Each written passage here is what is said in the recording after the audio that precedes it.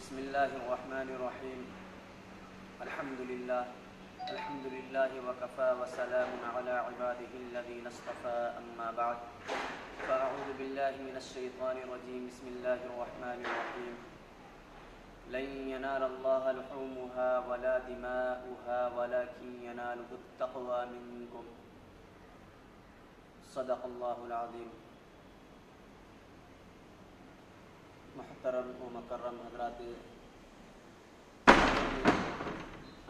بزرگان دین، قربانی کے ایام شروع ہو چکے ہیں اور مسلمانوں کا ایک بہت بڑا طبقہ قربانی کے جانور خریدنے میں مشغول ہے، اور قربانی کے جانور خریدنا بھی چاہیے۔ جن کے اوپر قربانی واجب ہے انہیں قربانی دینا چاہیے، اچھی چیز ہے۔ لیکن آج اس ویڈیو کو بنانے کا ایک مقصد ہے۔ مجھے اس ویڈیو میں دو باتیں بتانی ہیں۔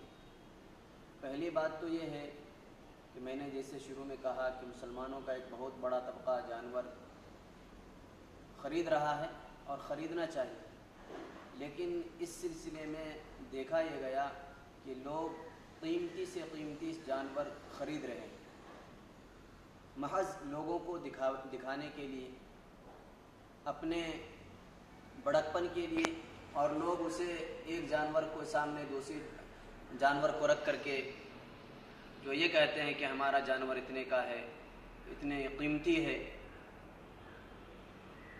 یہ دیکھیے، یہ ریاکاری اور دکھاوا ہے۔ میں سب کی باتیں نہیں کرتا، کچھ لوگ ایسے ہیں جو دکھانے کے لیے، محض اپنا بڑکپن دکھانے کے لیے جانور خریدتے ہیں۔ یاد رکھیے، اللہ تعالیٰ کو ریاکاری اور دکھاوے سے بڑی نفرت ہے، بڑی دشمنی ہے۔ بڑی سے بڑی عبادت اگر اس میں دکھاوا، ریاکاری آ جائے تو اللہ اسے قبول نہیں کرتے۔ نماز کتنی بڑی دولت ہے، کتنی بڑی عبادت ہے، لیکن اگر اس میں ریاکاری آ جائے اللہ اسے قبول نہیں کرتے۔ روزہ ریاکاری آ جائے قبول نہیں کرتے، حج ریاکاری آ جائے قبول نہیں کرتے، زکوٰۃ ریاکاری آ جائے قبول نہیں کرتے۔ اسی طریقے سے قربانی اور قربانی کے جانور، اگر اس میں ریاکاری آ جائے، دکھاوا آ جائے، محض لوگوں کو دکھانا مقصود ہو، تو یہ قربانی کے جانور اور قربانی دینا یہ عبادت نہیں، محض ریاکاری ہو جائے گی۔ جو لوگوں کے سامنے میں تو آپ بڑے ہو جائیں گے، لیکن اللہ کے پاس جو خاص مقصد ہے اس میں ناکام ہو جائیں گے۔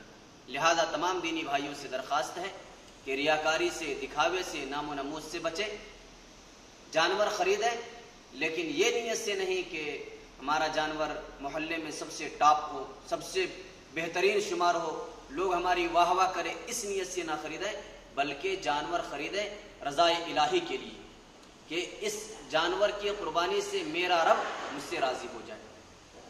دوسری بات ہمیں یہ بتانی ہے، اور یہ بیماری ہمارے معاشرے میں کثرت سے پھیلی ہوئی ہے، لوگ یہ سمجھتے ہیں کہ بکرا کی قربانی صرف جائز ہے، بکری کی قربانی نہیں ہے۔ بکرا سے مراد خصی ہو، یا دوسرے زبان میں یوں کہہ سکتے ہیں نر جانور۔ یہ سمجھتے ہیں لوگ کہ نر جانور کی قربانی ہے، مادے کی قربانی نہیں، بکری کی قربانی نہیں ہوتی۔ یہ سوچ اور یہ نظریہ بالکل غلط ہے۔